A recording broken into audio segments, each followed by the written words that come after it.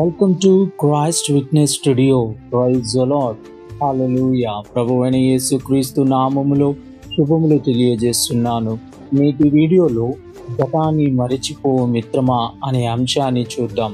Friends, మన కుటుంబ జీవితంలో ఎన్నో మనస్పర్ధాలు, ఎన్నో చికాకులతో కూడిన జీవితాన్ని జీవిస్తుంటాం. వాటిని ఎలా ఎదుర్కొని ఆత్మీయ జీవితంలో ముందుకు సాగాలో ఈ వీడియోలో చూద్దాం.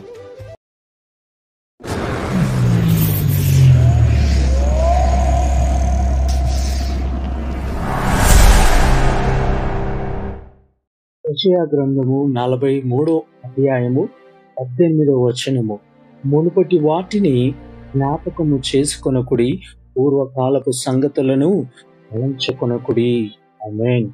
ఫ్రెండ్స్, నేడు ఎన్నో కుటుంబాలు కూలిపోవడానికి కారణం వారు కలిగి ఉన్న ప్రస్తుత పరిస్థితులు కాదండి, వారి గతం తాలూకు విషయాలు. కొంతమంది పని కట్టుకుని మరీ గతాన్ని త్రవ్వుతుంటారు.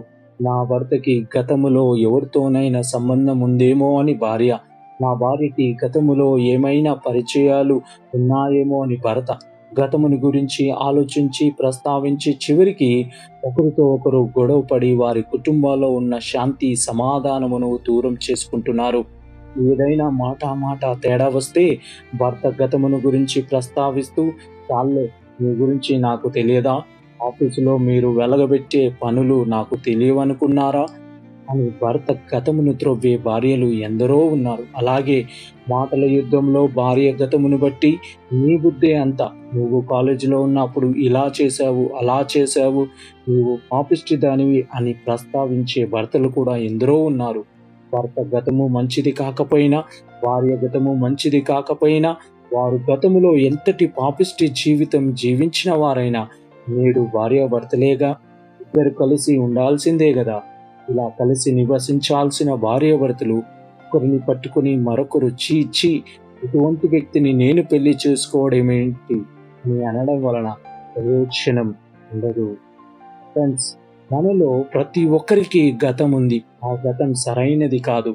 మనం పాపముల చేత, అపరాధముల చేత చచ్చిన వారము. పాపములో కుళ్ళిపోయిన మనల్ని పరిశుద్ధులుగా మార్చడానికి ప్రభువు అయిన యేసుక్రీస్తు సిలువలో రక్తమును చిందించవలసి వచ్చింది. సాధారణంగా కుళ్ళిపోయిన వాటిని మనం చెత్తబుట్టలో పారేస్తాం. అలా చెత్తబుట్టలో వేసిన వాటిని తిరిగి తీసే ప్రయత్నం ఎవరు చేయరు.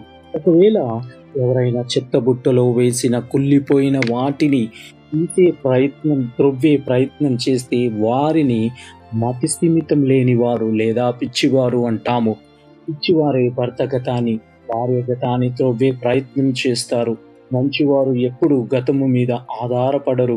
ప్రభు కృప మీద ఆధారపడి మంచి భవిష్యత్తు కోసం ముందుకు సాగిపోతారు. నీ భర్త గతము గురించి, నీ భార్య గతము గురించి ఆలోచించి గతములో జరిగిన సంఘటనలను బట్టి వారిని హింసించడం, చిత్రవధ చేయడం మంచిది కాదు.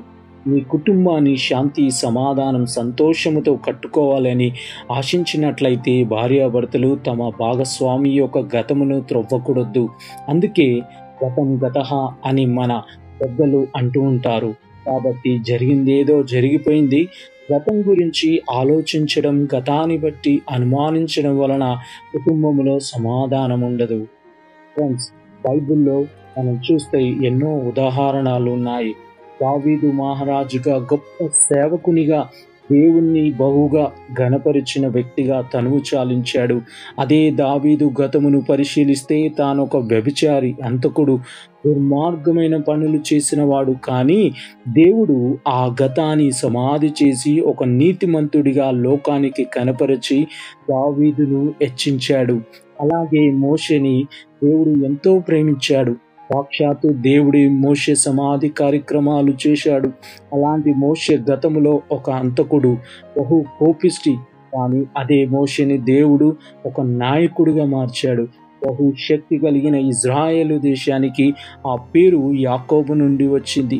యాకోబు పేరును ఇజ్రాయేలుగా మార్చింది దేవుడే. ఆ పేరే ఒక దేశానికి పెట్టబడింది. అటువంటి యాకోబు గతములో ఒక మోసగాడు, అన్నను, తండ్రిని, మామను మోసము చేసిన వ్యక్తి దేవుణ్ణి కలుసుకొని ఇజ్రాయేలుగా పేరు సంపాదించుకున్నాడు.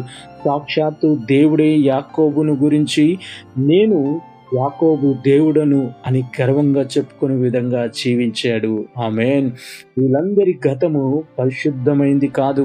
వీళ్ళలాగే మన గతము కూడా పరిశుద్ధమైంది కాదు. నేను నీతిమంతుణ్ణి, నాలో ఏ లోపము లేదు, ఏ పాపము లేదు అని మనలో ఏ ఒక్కరు చెప్పలేరు.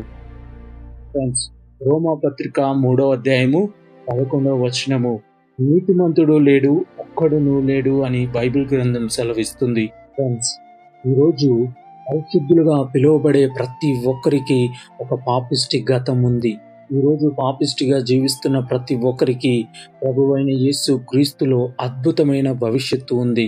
క్రీస్తులో ఉన్న భవిష్యత్తుని స్వాతంత్రించుకునే ప్రయత్నం చేసేవారు గతముని గురించి ఆలోచించరు. Dear brothers and sisters and dear friends, నీ చుట్టూ ఉన్న దారులు మూసుకుపోతున్నాయా? ఒకప్పుడు నువ్వు కలిగి ఉన్న ఆశీర్వాదాలు అడుగంటిపోతున్నాయా? నీ ఇంట్లో శాంతి సమాధానం రోజు రోజుకి కరువైపోతుందా? బహుశా వీటికి కారణం నువ్వు గతమును త్రవ్వుతున్నావేమో. భవిష్యత్తులో దేవుడు చేయబోయే అద్భుతాలను గురించి ఆలోచించక గతమును గురించి చింతిస్తున్నావేమో. ఇకనైనా గతమును త్రవ్వడం మాని పాత రోత జీవితాన్ని ప్రక్కన పెట్టి ప్రభువులో ఉన్న భవిష్యత్తును గురించి ఆలోచించు.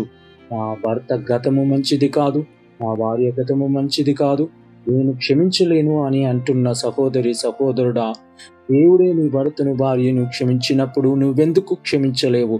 ఒక్కసారి పరీక్షించుకో, ఒక్కసారి ఆలోచించండి. ఎవరైతే గతమును గురించి ఆలోచించడం మానేస్తారో వారి జీవితాలలో దేవుడు నూతన కార్యం చేస్తాడని, వారి జీవితాలని చిగురింపజేసి ఫలభరితంగా మారుస్తాడని వాక్యం సెలవిస్తుంది. యెషయా గ్రంథము 43వ అధ్యాయము 19వ వచనము, ఇదిగో నేను ఒక నూతన క్రియ చేయుచున్నాను, ఇప్పుడే అది మొలుచును, మీరు దానిని ఆలోచింపరా? నేను అరణ్యములో త్రోవ కలగజేయుచున్నాను, ఎడారిలో నదులు పారజేయుచున్నాను. ఈ దేవుని వాక్యం సెలవిస్తుంది. డియర్ ఫ్రెండ్స్, దేవుడు మీ కుటుంబాన్ని ఫలింపజేయాలని ఆశిస్తున్నట్లయితే ఇకనైనా గతం గురించి ఆలోచించకుండా, చింతించకుండా దేవుడు చేయబోయే నూతన కార్యము కొరకు కనిపెట్టుకొని జీవించండి. దేవుడు మనందరినీ దీవించునుగాక. నిత్యం యేసు క్రీస్తు నామానికే మహిమ కలుగునుగాక. God bless you all. Amen.